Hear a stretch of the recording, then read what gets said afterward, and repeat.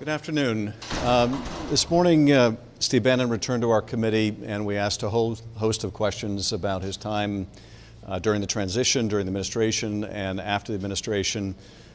He refused to answer almost all of the questions and asserted that he had been instructed by the White House to invoke executive privilege on behalf of the president.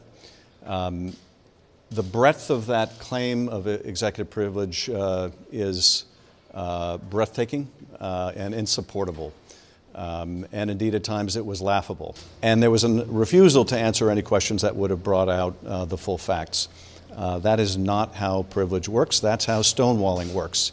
And we cannot take that kind of stonewalling for an answer. Obviously has deep implications for our investigation, but it also has deep implications for any investigation that the Congress may conduct in the future.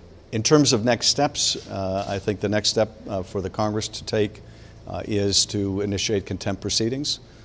We gave the witness the opportunity under our House rules to provide any basis he felt for why he should not be held in contempt. That is a requirement of the House rules that we give that opportunity to a witness. So we presented that opportunity, and Mr. Bannon did not avail himself of that opportunity. He did not answer all the questions we'd like answered, and so a little frustration among the committee members with respect to that. There were 25 questions that the White House authorized him to answer. He answered each of those.